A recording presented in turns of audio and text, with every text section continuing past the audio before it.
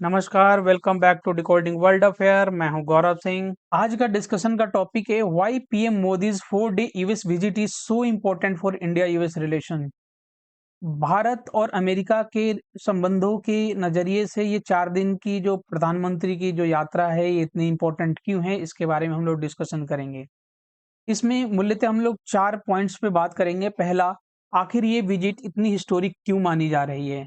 दूसरा, भारत और अमेरिका के रिलेशन, इंडिया यूएस रिलेशन के नजरिए से इतना इंपॉर्टेंट क्यों है, इसके बारे में डिस्कस करेंगे, जो कि इसका मेन और कोर टॉपिक है। तीसरा, कौन कौन से डील्स हैं जो साइन किए जाने हैं। चौथे, कि पीएम मोदी ने जो अभी हाल में एड्रेस किया ज्वाइंट सेशन को, उसमें कौन कौन सी इंपॉर्टेंट बातें हैं जो हमें जाननी चाहिए। सबसे पहले हम लोग शुरू करते हैं इसके फर्स्ट पिलर से, why is it being considered historic. सबसे पहली बात कि ये प्रधानमंत्री मोदी का पहला स्टेट विजिट है। इसका मतलब ये है कि ये इंडिया को रिप्रेजेंट कर रहे हैं वहां पर जाके, तो ये अपने आप में एक highest form of diplomatic courtesy के रूप में जानी जाती है। ये इस बात का इंडिकेशन है कि इंडिया यूएस के बीच कितनी क्लोज रिलेशनशिप है। इसके अलावा पीएम मोदी पहले ऐसे पीएम हैं जिन्होंने यूएस कांग्रेस के ज्वाइंट सेशन को 2 बार एड्रेस किया है। पहली बार 2016 में किया था और दूसरी बार 2023 में, जो कि भी हाल में ही उन्होंने किया है। इसके अलावा बहुत सारे इंपॉर्टेंट इश्यूज हैं जैसे ट्रेड, डिफेंस, क्लाइमेट चेंज, इस पे डिस्कशन की है और आगे भी की जानी है, जो कि अभी दौरा चल रहा है। इसके बाद इसके दूसरे पिलर पे आते हैं कि आखिर ये इंपॉर्टेंट क्यों है इंडिया यूएस के रिलेशनशिप के नजरिए से। सबसे पहली बात ये है कि ये इंडिया यूएस रिलेशनशिप को डिपेंड करता है, बहुत ज्यादा गहरा करता है भारत और अमेरिका के रिलेशनशिप को। ये इसके डेप्थ और डाइवर्सिटी को और बढ़ाता है इस तरह के विजिट्स को। इसके अलावा जो बायलैटरल रिलेशनशिप है इंडिया यूएस के बीच में, उसको भी और ज्यादा स्ट्रेंथन करता है, उसको और सॉलिडिफाई करता है। ये सिर्फ बायलैटरल कोऑपरेशन, इसके अलावा बहुत सारे ऐसे प्लेटफॉर्म है जहां पे हमारे ओवरलैपिंग इंटरेस्ट हैं, जैसे कोलेबरेटिव एफर्ट है, एफर्ट लेते हैं, जैसे कुछ ऐसे जो मल्टीलेटरल इंस्टीट्यूशंस हैं या फिर कोई ऐसी ग्रुपिंग्स है जैसे G20 हो गया, क्वाड हो गया, इंडो पैसिफिक इकोनॉमिक फ्रेमवर्क हो गया, जहां पे हमारे इंटरेस्ट ओवरलैप करते हैं, उस तरह के कोलैबोरेटिव एफर्ट को भी स्ट्रेंथन करता है। इसके अलावा तीसरा ये इंपॉर्टेंट इसलिए भी है क्योंकि ये इंडिया के सॉफ्ट पावर को और ज्यादा स्ट्रेंथन करता है। कैसे? जैसे कि 2014 में इंडिया ने प्रपोज किया था इंटरनेशनल डे ऑफ योगा को सेलिब्रेट करने के लिए 21 जून को, और इवन जनरल असेंबली ने, इवन जीए ने इसको एक्सेप्ट भी किया था। उसके बाद से 21 जून को हर साल हम लोग इंटरनेशनल डे ऑफ योगा मनाते हैं। और इस साल का जो योगा डे था 21 जनवरी को, उसको पीएम मोदी ने यूएन के सेशन में लीड किया। तो ये अपने आप में इंडिया के सॉफ्ट पावर का इंडिकेशन है कि इंडिया का सॉफ्ट पावर किस लेवल तक का बढ़ के चला गया है। इसके अलावा इसका चौथा पॉइंट ये होगा, ये इंपॉर्टेंट क्यों है, क्योंकि इसमें बहुत सारे इंपॉर्टेंट एरिया जैसे साइंस एंड टेक्नोलॉजी हो गई, एजुकेशन हो गया, सिक्योरिटी हो गया, डिफेंस हो गया, हेल्थ हो गया, इस पे बातें भी होंगी, इस पे बाकी के डील्स भी होंगे। इस लिहाज से भी ये एक तरह से इंपॉर्टेंट है। इसके अलावा इसका फिफ्थ पॉइंट है कि पीएम मोदी इसने अपनी इंटेंशन को जाहिर की कि इससे बिजनेस कम्युनिटी और इंडियन जो डायस्पोरा है वहां पे, उनसे भी ये मिलेंगे। अभी हाल में इन्होंने ये जो टेस्ला कंपनी के ओनर हैं, इनसे मुलाकात की और इनसे बात की। इससे होगा क्या कि और ज़्यादा इन्वेस्टमेंट इंडिया में आएँगे, और ज़्यादा जॉब अपॉर्च्युनिटी क्रिएट होगी और अनएम्प्लॉयमेंट घटेगा, इंडिया की जीडीपी में भी ग्रोथ होगा। एक तरह से इंडिया की इकोनॉमिक माइट को और ज़्यादा पावरफुल करेगा। इसके अलावा जो इंडियन डायस्पोरा को अप्रोच करने की जो एक कोशिश है पीएम मोदी की, वो एक अपने आप में काबिल-ए-तारीफ़ है। क्योंकि पीएम मोदी ने इंडियन डायस्पोरा को बहुत अच्छे से यूज किया है ताकि इंडिया के इंटरेस्ट को फुलफिल कर सके। इस पे मैं एक अलग से वीडियो बना दूंगा कि इंडियन डायस्पोरा ने कैसे रोल प्ले किया है इंडिया के फॉरेन पॉलिसी को शेप करने में। हालांकि प्रधानमंत्री मोदी ने पहले इनको, इंडियन डायस्पोरा को, हमेशा से राष्ट्रदूत के तौर पे कहते आए हैं कि ये हमारे राष्ट्रदूत हैं, क्योंकि टाइम टू टाइम जब भी इंडिया को जरूरत पड़ी है, इन्होंने इंडिया को हेल्प की है। चाहे बात पोखरण टेस्ट के बाद जो इंडिया पे इकोनॉमिक सैंक्शन लगी थी, तब इस कम्युनिटी ने, इंडियन कम्युनिटी जो यूएस में रह रहे थे, इन लोगों ने एक प्रेशर ग्रुप के तौर पे बहुत अच्छे से काम किया। इसके अलावा 1-2 एग्रीमेंट जो इंडिया यूएस के बीच में न्यूक्लियर डील हुई थी, उसमें स्पेशल वेवर दिलाने में मदद की थी। In spite of the fact कि हम लोग एनएसजी के मेंबर नहीं हैं, इसके बाद भी हमें एक स्पेशल वेवर मिला था। ये उसमें कहीं न कहीं इंडियन डायस्पोरा का एक बहुत बड़ा रोल रहा है। इसके अलावा ये इम्पोर्टेंट इस लिहाज से भी है कि इससे चाइना को हमें बैलेंस करने का मौका मिलता है। जैसे कि कई सारे ऐसे प्लेटफ़ॉर्म हैं जहाँ पे हम लोग चाइना के साथ है, जैसे आरआईसी हो गया, ब्रिक्स हो गया, इस सब पे हम लोग चाइना के साथ, क्योंकि चाइना के साथ कुछ ओवरलैपिंग इंटरेस्ट रहते हैं। जैसे कि जब भी ग्लोबल साउथ की वॉइसेस उठाने की बात आए, फॉर एग्जांपल यूनाइटेड नेशन के रिफॉर्म की बात आए या डब्ल्यूटीओ की रिफॉर्म की बात है, तो उस टाइम पे इंडिया और चाइना एक प्लेटफॉर्म पे खड़े होते हैं। लेकिन जब भी डेमोक्रेसी की बात आती है, जब भी एक फ्रीडम की बात आती है, तो इंडिया वेस्ट के साथ खड़ा होता है और चाइना को यहाँ पे अपोज कर रहा होता है। और कहीं ना कहीं जिस तरह से चाइना का एक बुलिंग एटीट्यूड रहा है, चाहे हिमालयन रीजन में हो, साउथ चाइना सी में हो, तो इंडिया हमेशा से यूएस को यूज करता है चाइना को बैलेंस करने के लिए। और अदर वे राउंड भी है, यूएस भी यूज करता है इंडिया को एक चाइना को थ्रस्ट पहुंचाने के लिए, क्योंकि साउथ एशिया में शायद एक इंडिया ही एक ऐसा पावरफुल और रिलायबल पार्टनर है जो चाइना को अपोज कर सकता है।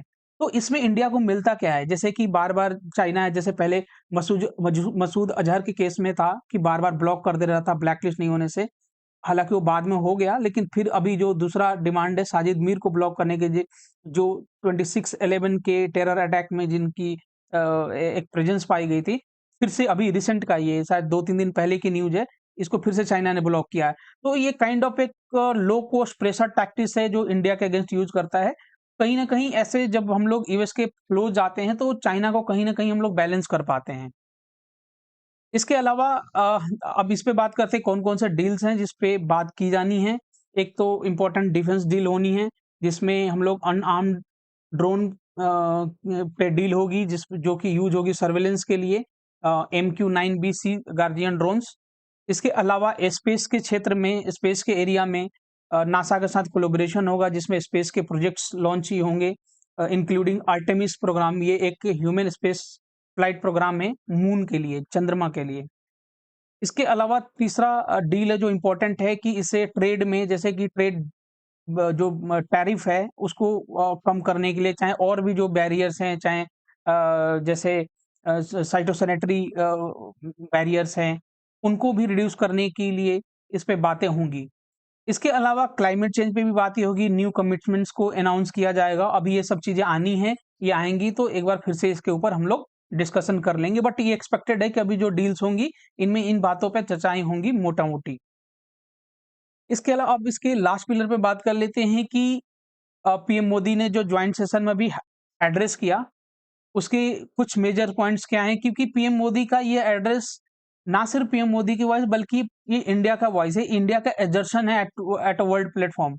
इसमें कोई ढकी छुपी बात नहीं है कि इंडिया एक यूएस एक ग्लोबल पावर है, एक हेजमन पावर है, और वहाँ की असेंबली में जो चीजें बातें कही जाएंगी वो पूरी दुनिया में सुनी जाएंगी, हर जगह हर अखबार में छपेंगी वो चीजें, और इस इन पॉइंट्स पे डिस्कशन होगा। सबसे पहले पीएम मोदी ने एजल्ट किया कि इंडिया 5वीं बड़ी इकोनॉमी है और हम लोग बहुत जल्दी 3rd लार्जेस्ट इकोनॉमी बनेंगे। ये 5वीं इकोनॉमी कौन कहें? एक तो यूएस है, उसके बाद चाइना है, उसके बाद जापान है, उसके बाद जर्मनी है, उसके बाद इंडिया का नंबर आता है। इसका मतलब ये है कि जो 2 कॉलोनियल पावर थी, फ्रांस और यूके, उन दोनों को इंडिया ऑलरेडी पीछे छोड़ चुका है। अभी तो 100 साल भी कंप्लीट नहीं हुए हैं। इंडिया को इन कॉलोनियल पावर से आजाद हुए भी 100 साल भी नहीं हुए। इसके बावजूद इंडिया, यूके और फ्रांस, इन दोनों को पीछे छोड़ चुका है अपनी इकोनॉमी में, और तीसरी लार्जेस्ट इकोनॉमी बनने की ओर अग्रसर है। इसके अलावा टेररिज्म पे बात है। पीएम मोदी का एक ओपन इस पे स्टैंड है, इंडिया का ओपन स्टैंड है इसको लेकर। इसमें कोई इफ और बट्स नहीं होना चाहिए। टेररिज्म को खुल के चारों तरफ से निंदा होनी चाहिए और इसको एक सिरे से खारिज करनी चाहिए। इसके अलावा डिप्लोमेसी पे भी पीएम मोदी ने बात की है, जो कि इंडिया की एक वॉइस है, कि ये जो एरा है ये डिप्लोमेसी के एरा है, ये वार का एरा नहीं है। अमूमन मोर और लेस सेम चीज यूनाइटेड नेशन जनरल असेंबली की जो स्पीच थी 2019 की, पीएम मोदी ने यही बोला था कि इंडिया ने बुद्ध को दिया है, युद्ध को नहीं दिया हुआ है। तो बार बार पीएम मोदी का इस तरह की चीजें रहती हैं कि ये जो एरा है ये वार का नहीं बल्कि डिप्लोमेसी का है। इसके अलावा पीएम मोदी ने डिफेंस के ऊपर बात की कि डिफेंस जो रिलेशन पे बहुत सारे कयास लगाए जाते हैं कि पीएम मोदी यूएस के साथ बहुत ओपन नहीं होते ये अपने रिलेशंस को जाहिर करने के लिए।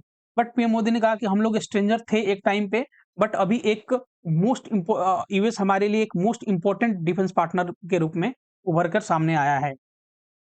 इसके अलावा डेमोक्रेसी पे इंडिया का स्टैंड ये रहा है कि डेमोक्रेसी, और एक तरह से जैसे बार-बार थ्रू आउट द वर्ल्ड कहीं न कहीं किसी न किसी अखबार में ये छपता है कि इंडिया की डेमोक्रेसी इस तरह से खतरे में है। तो पीएम मोदी ने इस पर भी क्लेरिफिकेशन दिया है कि डेमोक्रेसी जो है डिबेट और डिस्कोर्स को वेलकम करती है, और ये हमारे एक तरह से एक कल्चर है जो कि हमारा इंट्रिंसिक पार्ट है। इसके लिए पीएम मोदी ने ये बोला कि इस बात से समझा जा सकता है कि इंडिया में डेमोक्रेसी किस लेवल की इंट्रिंसिक है, क्योंकि यहाँ पे लगभग 2500 2500 के आसपास पॉलिटिकल पार्टीज इंडिया में एग्जिस्ट करती हैं। इस लेवल की स्ट्रक्चरली मजबूत है इंडिया डेमोक्रेटिक स्पिरिट के नजर से अगर देखा जाए तो। इसके अलावा छठा इंपॉर्टेंट बात है क्लाइमेट चेंज। इंडिया का जो कल्चर है वो बहुत ही क्लाइमेट फ्रेंडली रहा है, और प्रो प्लैनेट प्रोग्रेस पे हमेशा से फोकस करते रहा है। तो इसलिए क्लाइमेट चेंज पे भी हम लोग बहुत ज़्यादा इसको लेकर अग्रसर रहे हैं, और आज भी क्लाइमेट चेंज में जो पेरिस एग्रीमेंट में जो भी कमिटमेंट्स हुए थे, इंडिया का जो स्टैंड है उसको फॉलो करने में वो अभी तक का ऑन ट्रैक रहा है बाकी की कंट्री के हिसाब से। इसके अलावा इसका 7वां इम्पोर्टेंट पॉइंट इस पूरे जॉइंट सेशन में पीएम मोदी ने अपने कोविड वैक्सीन के ऊपर बोला कि पैंडेमिक टाइम पे इंडिया ने बहुत सारे कंट्री को फ्री ऑफ कॉस्ट में वैक्सीन प्रोवाइड किया। ये भी एक तरह से इंडिया का एक सॉफ्ट पावर है। वैक्सीन मैत्री नाम से इस बात से अंदाजा लगाया जा सकता है इसकी इंटेंसिटी को, कि ब्राजील के पीएम ने जैर बोल्सोनारो ने इस कार्टून को उस समय पब्लिश किया था। मुझे अभी भी याद है लॉकडाउन के टाइम पे कि ये इंडिया है और ये है ब्राजील, जो और रामायण का एक काइंड ऑफ रेप्लिका करने की कोशिश की कि जैसे हनुमान जी लक्ष्मण जी के लिए संजीवनी बूटी लेकर आ रहे थे, ऐसे ही इंडिया ब्राजील के लिए एक वैक्सीन लाकर एक संजीवनी बूटी पहुंचाने की कोशिश की है। ये अपने आप में एक बहुत अच्छा इंप्रेशन है इंडिया का एक ग्लोबल प्लेटफॉर्म पे। इसके अलावा पीएम मोदी ने विमेन के बारे में बहुत पॉजिटिव बात कही है कि इंडिया का जो विजन है वो बहुत ही इंक्लूसिव है और विमेन लेड है, और उन्होंने कई सारे एग्जाम्पल दिए जिसमें द्रौपदी मुर्मू जी का भी एग्जाम्पल दिया कि एक ट्राइबल विमेन अभी इंडिया की हेड ऑफ द स्टेट है।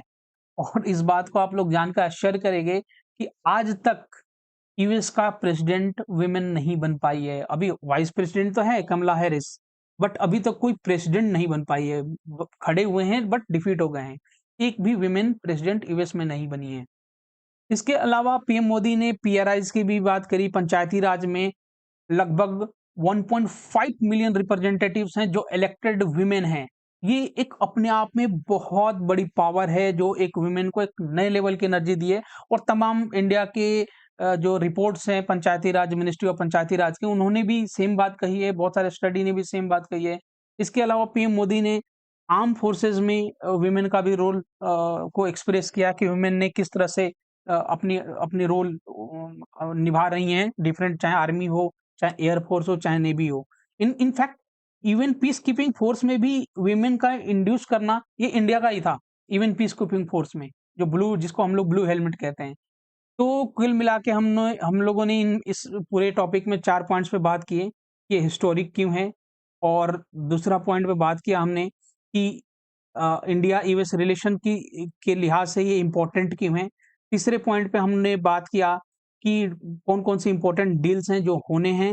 चौथे पॉइंट पे बात की मैंने हाइलाइट्स ऑफ पीएम मोदी के स्पीच के। Thank you so much for watching this video. जैसा कि डॉक्टर अंबेडकर कहते हैं, an idea needs propagation as much as a plant needs watering, therefore it's your duty to share, like and subscribe this channel. और आप यहाँ से subscribe भी कर सकते हैं, और यहाँ पे अभी और भी बाकी के जो वीडियो आप देख सकते हैं। Thank you so much. हम लोग बहुत जल्दी मिलते हैं नए वीडियो में नए टॉपिक के साथ। Thank you so much.